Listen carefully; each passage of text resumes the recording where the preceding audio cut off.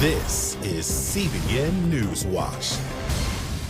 It is Good Friday, April 19th. Thanks for joining us. I'm Ephraim Graham. The Deep South and Northeast are bracing for more severe spring storms. Our George Thomas tells us this wicked weather could make it a rough Easter weekend for many. Yeah, this tornado's getting big, guys. It's wrapped in rain now. It's wrapped in rain. The severe weather that rumbled across North Texas, the Texas Panhandle, Mississippi, and southeastern Kansas midweek now moves through the Deep South today. Over 4 inches of rain with hail is possible in Birmingham, Alabama, Jackson, Mississippi, and Atlanta through Saturday and Sunday. Forecasters say to expect damaging winds, heavy rain, and threats of tornadoes, particularly in parts of Florida, the Carolinas, and Virginia. Folks in central Arkansas already feeling effects of the storm system after record-breaking rain in just a short amount of time leads to flooding and creeks overflowing. It really scared us. It really scared us. Earlier in the week, Anna Koroga and her husband Michael got the shock of their life when this massive tree that used to provide shade for their home fell in the middle of the night. I was like, man, what was that? So I got up. The tree narrowly missing their home and their neighbors just as severe storms ripped through the Houston area Wednesday. We're Christians at this house, and I said, man, this is prayers right here, you know what I mean? Because, we just remodeled this house right now. We're remodeling and, not even a broken window. All this happening days after dozens of tornadoes swept from East Texas to Georgia last weekend, leaving at least 8 dead. George Thomas, CBN News. We turn our focus now to Easter and celebrating the resurrection of Jesus Christ. Our Chris Mitchell gives us a look at one of the main sites Christians visit in the Holy Land this time of year. For Christians, being baptized in the Jordan River is a profound spiritual experience. Because it's my dream, and Jesus was baptized here, and the river is blessed. I feel like I birthed again because Jesus was baptized here. The site is called Qasr El Yehud. Israel developed this site for Christian pilgrims, and now about 750,000 people visit here each year. While there's no proof this is the exact location of the baptism of Jesus, it remains a special place. I read the Bible, I preach the Bible, and for us to be here and actually experience it firsthand, it sort of underscores and affirms what they hear week after week as we present God's word to the people. This is the area where some people believe the prophet Elijah ascended into heaven in a fiery chariot, and where the children of Israel crossed over the River Jordan into the Promised Land. Tour guide Ben David Catriel gives 2 reasons why this might be the area Joshua brought the Israelites on their way to Jericho. There are passages in the Jordan, places that are easier to pass. That never changes, that's topography. But except that, we have Jericho. There is no argument about the location of Jericho. Actually, this is the first Aliyah that took place. This is a combination where the Bible or the stories of the Bible meet. Retired General Uzi Dayan says the Jewish people returned here from Egypt more than 3,000 years ago. 3 millennia later, Jews are still returning to the land of Israel, where you can see biblical prophecies come to life. This can happen only here. You can't do that in any other country in the world. And if you believe in the book, so Israel is the best place for that. Come, make this part of your plans, because this will enrich your faith and deepen your devotion to Jesus, which is what it's all about. For many, it's especially meaningful just before the celebration of the resurrection of Jesus Christ. Chris Mitchell, Qasr El Yehud baptismal site, the Jordan River. Our Middle East Bureau Chief Chris Mitchell joins us now from Jerusalem. Chris, before we talk about Easter, one political question. Israel's president gave Israeli Prime Minister Benjamin Netanyahu the mandate to form a coalition government. What challenges does he now face? Well, Ephraim, it seems like there's always challenges in Israeli politics. And the big one that Netanyahu has right now is reconciling two of the parties that will likely be in his coalition government. Avigdor Lieberman, he's the head of the Israel Beitenu party. He's saying, first of all, he demands to be the defense minister. That's something that a lot of the other parties don't want him to do. And he's also saying that he wants to pass a law about the ultra-Orthodox having to serve in the army. Now, Netanyahu's coalition is made up of 3 other religious parties who are dead set against this. So how he reconciles that among these different coalitions that he's going to have to make a government remains to be seen. It's a formidable challenge, but this is the 5th time Netanyahu's put a government together. I think he can do it. On this Friday, as we approach Resurrection Sunday, tell us what it's like to be there during Holy Week in Israel. Well, it's pretty exciting, Ephraim. We just came back from the Jaffa Gate, and we talked to a number of people who have come here just for Easter. We talked to a Texas couple that had been here 9 times, but they think it's very special that they could be here during Easter and Passover that actually fall on the same day. And then there was a father and daughter from Germany, an Armenian couple that came here, and they too were just so excited that they could be here during Easter. We talked to a German lady named Regina. She expressed the same thing. There's a lot of buzz in the atmosphere, lots of people down at the Jaffa Gate, and I'm sure all through the Old City that will be celebrating Easter, and they'll be at the Church of the Holy Sepulchre. Others will be at the Garden Tomb, the other place where people believe that Jesus rose from the dead. So it's a pretty exciting time, especially to have Easter and Passover falling at the same time. Indeed, no better place to be. What are you planning for Easter morning? Well, CBN News is going to be covering once again the Easter sunrise service at the Garden Tomb. As I said, this is one of the places where people believe that Jesus was buried and rose again, and it's always a special time. It will be live streamed on CBN.com, so I'm sure people can be looking for that. It will be at 7:30 local time. That will be, let me do the calculations, that'll be 12:30 East Coast time. It's a great opportunity. People from all over the world come to celebrate the resurrection of Jesus Christ. It's quite an exciting time, and people can experience that by coming into our live stream. So what's in store for this week's Jerusalem Dateline? Well, because Easter and Passover are falling on the same time, Ephraim, we actually have a number of stories celebrating both. For example, we have a story about a baptismal site on the River Jordan that many people believe may have been the place where John the Baptist baptized Jesus.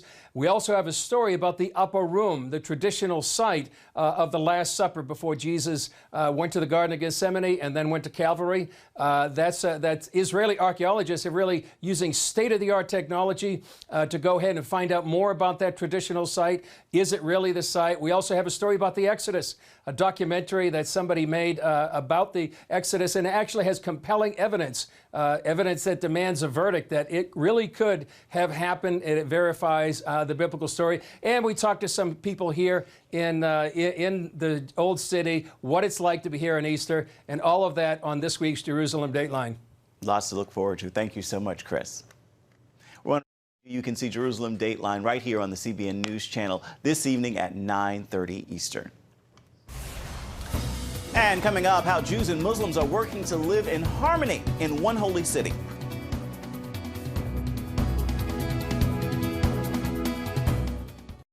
CBN presents The I Wills of God, your path to overcoming fear and anxiety. We're going to talk about some of the incredible promises God has made to His children.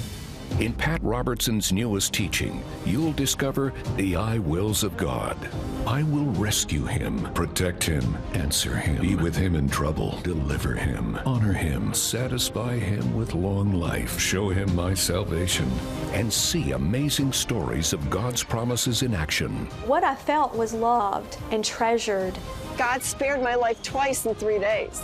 The good Lord had given me a second chance. Break free from stress and despair. The Lord doesn't want you to live in fear, but to know the rewards given to those who love God. Call 1-800-700-7000 or visit CBN.com. The I Wills of God, your path to overcoming fear and anxiety. Remember for a moment what it was like to be a child. You believed every story you were told. You saw a world full of endless possibilities. What stories will the world's orphaned and at-risk children believe? We believe the Bible tells the only story truly worth believing. We believe that every child should have the opportunity to dream, the chance to take challenges and turn them into possibilities, the chance to stand on the promises of God, to recognize their place in the greatest story ever told. They have their whole lives ahead of them. Theirs is a world of endless possibilities. They are looking for a story to believe. We will tell them that story. Will you join us?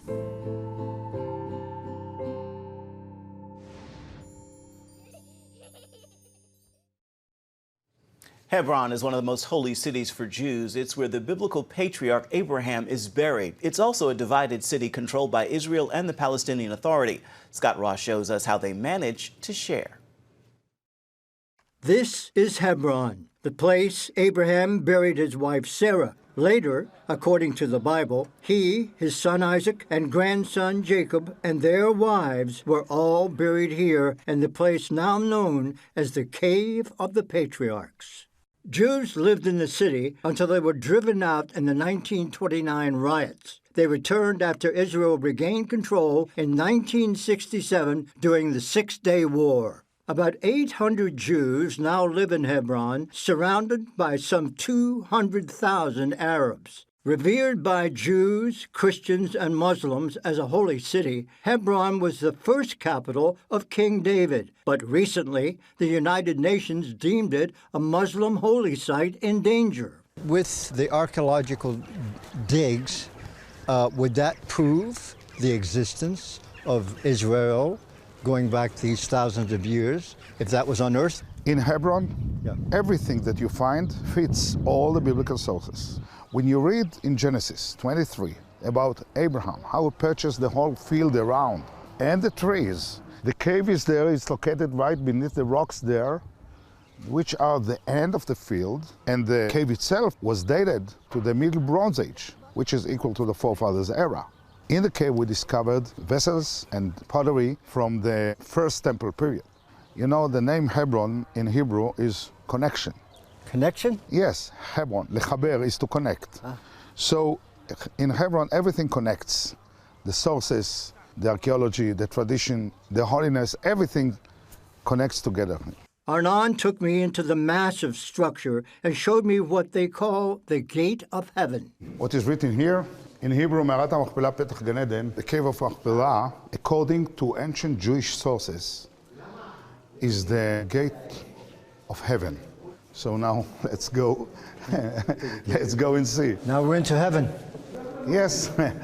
Now actually, part of the building today is closed for Jews. A part is open.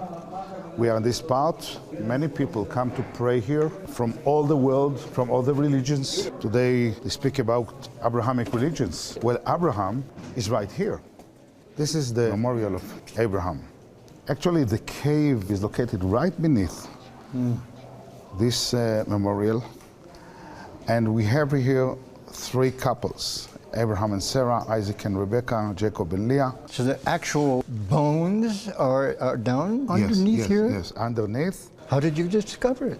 Well, it was in the middle of the night, one of the last nights of the Jewish calendar, and there are special prayers, and people come here and blow the shofar and sing many songs. So there was a lot of noise, and we, covered by that noise, we got the tools to open the gates of heaven, like hammers, like chisels. That was decades ago, and no one is allowed in the cave anymore. There were some stairs leading to a dark and long tunnel. We have crawled through this tunnel. We took some stones from the floor, and then we discovered the cave. Actually, it's two caves. I found myself crawling amongst human bones. So it's really to touch the history, to touch the Bible. Nearby is the main synagogue where Jews can pray. Today, the building is divided between synagogue and mosque. The Muslim religious authorities control the religious aspects of the entire place, while Israel maintains the security. A unique arrangement helps keep the peace. As you can see here, Muslims can visit to the big hall. Jews can visit the blue part, which is about 1/4 of the whole complex. Christians are allowed to both sides. This is the situation here, 344 days a year. 10 days a year, Jews are allowed to the big hall, and other 10 days a year, the Muslims are allowed to this side, and then the Jews stand outside. Arnon says the arrangements aren't ideal. He'd rather everyone have complete access all the time. We ask the government to open it. They say, it's standing, don't touch it. And it's working, don't touch it. So this is how it's working. Scott Ross for CBN at the Cave of the Patriarchs in Hebron. Still ahead, a doctor shows us the realities of the crucifixion of Christ.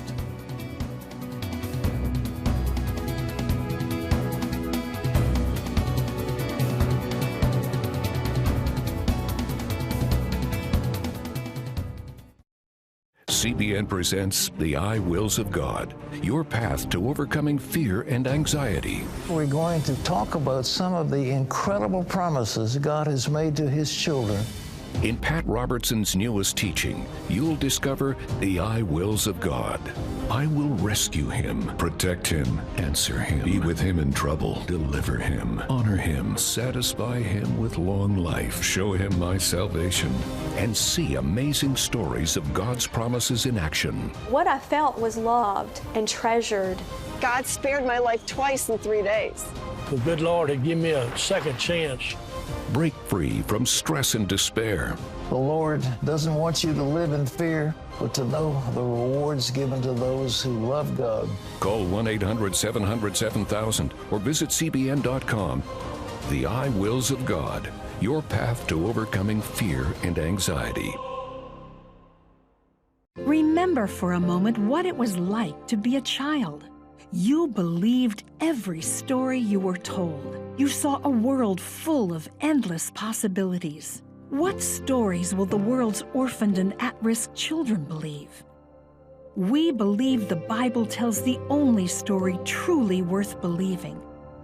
We believe that every child should have the opportunity to dream, the chance to take challenges and turn them into possibilities, the chance to stand on the promises of God, to recognize their place in the greatest story ever told. They have their whole lives ahead of them. Theirs is a world of endless possibilities. They are looking for a story to believe.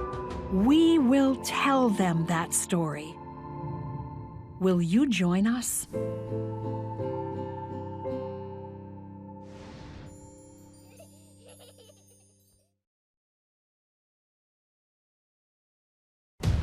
Prophecy thousands of years old. We were called to be a light to the world. Being fulfilled today. Discover how. Get to life. Call 1-800-700-7000. We consider it our duty to reach out and help others around the world. For a gift of $10 or more, you can own the acclaimed CBN documentary To Life. Just call 1-800-700-7000 or log on to CBN.com. To treat a human, no matter what he is, which religious he have, which color he is. This is what I'm doing. See how the people of Israel are fulfilling prophecy. History is being written, and I want to be a part of it. By sharing their knowledge. In Africa, in Asia, in South America, in East Europe. And their love. This is how we work. This is us. Get to life. Call 1-800-700-7000 or log on to CBN.com. Jesus said there's no greater love than laying down one's life for another, and he followed those words, sacrificing himself for all mankind.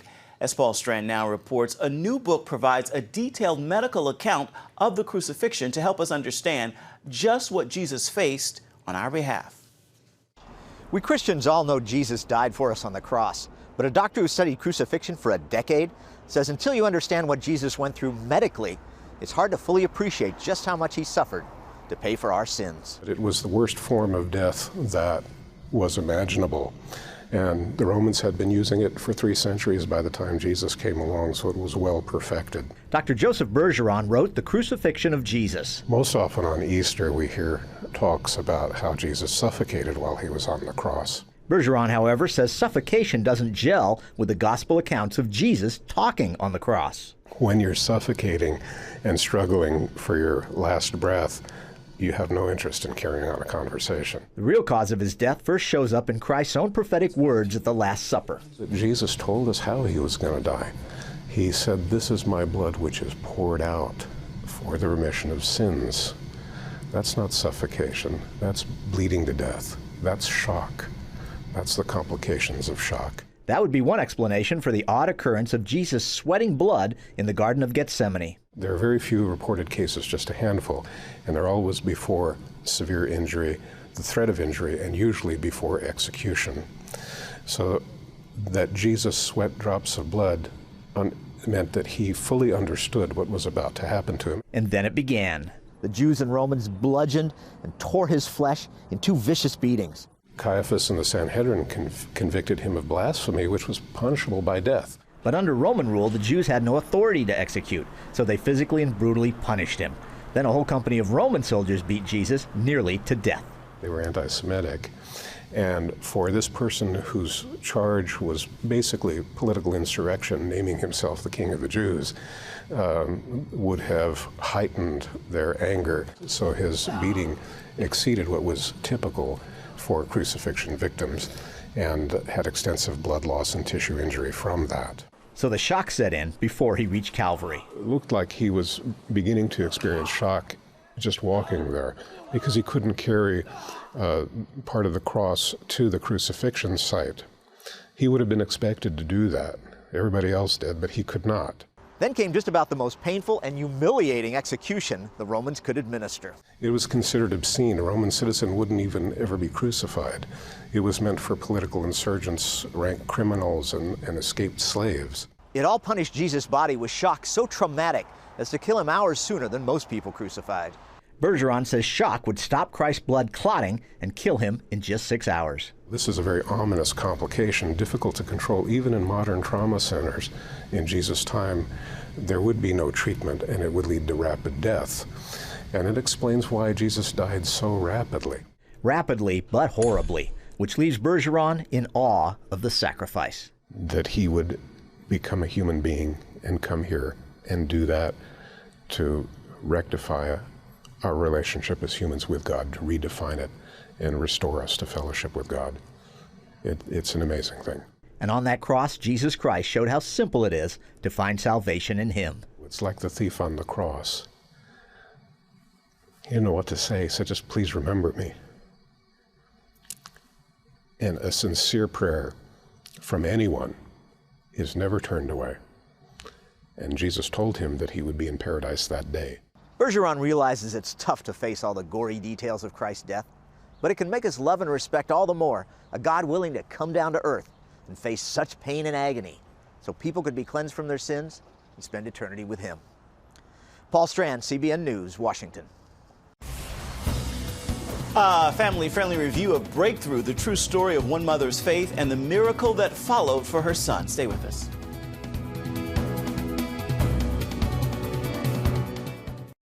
CBN presents The I Wills of God, your path to overcoming fear and anxiety. We're going to talk about some of the incredible promises God has made to his children. In Pat Robertson's newest teaching, you'll discover the I Wills of God. I will rescue him, protect him, answer him, be with him in trouble, deliver him, honor him, satisfy him with long life, show him my salvation, and see amazing stories of God's promises in action. What I felt was loved and treasured. God spared my life twice in 3 days. The good Lord had given me a second chance. Break free from stress and despair. The Lord doesn't want you to live in fear, but to know the rewards given to those who love God. Call 1-800-700-7000 or visit CBN.com. The I Wills of God, your path to overcoming fear and anxiety. Remember for a moment what it was like to be a child. You believed every story you were told. You saw a world full of endless possibilities. What stories will the world's orphaned and at-risk children believe? We believe the Bible tells the only story truly worth believing. We believe that every child should have the opportunity to dream, the chance to take challenges and turn them into possibilities, the chance to stand on the promises of God, to recognize their place in the greatest story ever told. They have their whole lives ahead of them. Theirs is a world of endless possibilities. They are looking for a story to believe.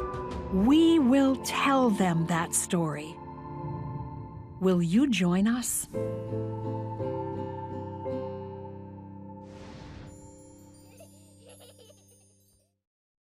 Breakthrough is the miracle story of a mother praying her son back to life after his fall through the ice. Focus on the Family's Plugged In measures the film for family friendliness.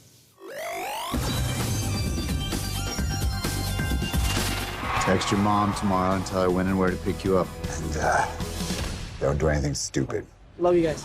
In the movie Breakthrough, 14-year-old John Smith runs out onto a frozen Missouri lake with a pair of friends. Boys, get off the ice! We're training for the Olympics, sir! Then the ice cracks, and the boys tumble through into the frigid, paralyzing depths. While his two friends barely struggle back to the icy surface, an unconscious John sinks slowly to the lake bottom. We got him! First responders are called in, and after searching and retrieving John's now lifeless form, the medical personnel declare him dead. John's devastated mom, however, isn't ready to let her dear boy go, and she cries out to God to save his life. And after nearly an hour of frozen inactivity, John's heart begins once again to beat.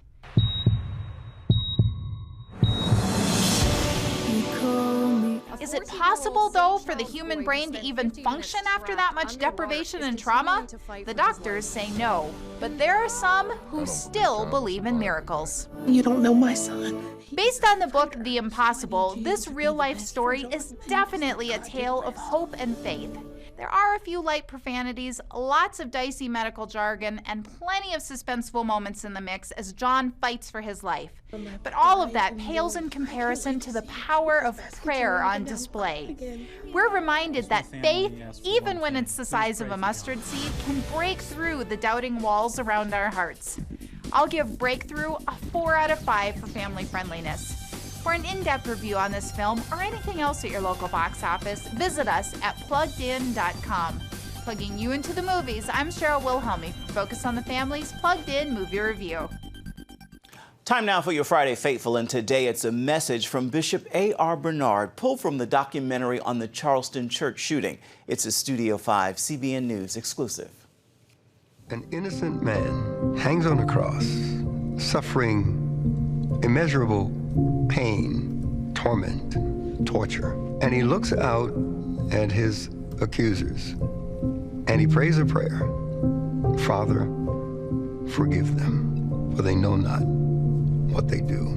And that act of forgiving people, even when they do what they do in ignorance, is the greatest act of love and the greatest act of release that one could ever experience. It is. Steph Curry and Viola Davis are producers in this powerful documentary. You'll be able to see the full documentary in theaters in June. That will do it for this edition of NewsWatch. You can find more on the issues you care most about at cbnnews.com, and you can watch CBN News programs anytime throughout the day on the CBN News channel. We'd love to know what you think on the stories you've seen here today. You can do that by emailing newswatch@cbn.com or reach out and touch us on Facebook, Twitter, and Instagram. Hope you'll join us next time. Happy Easter.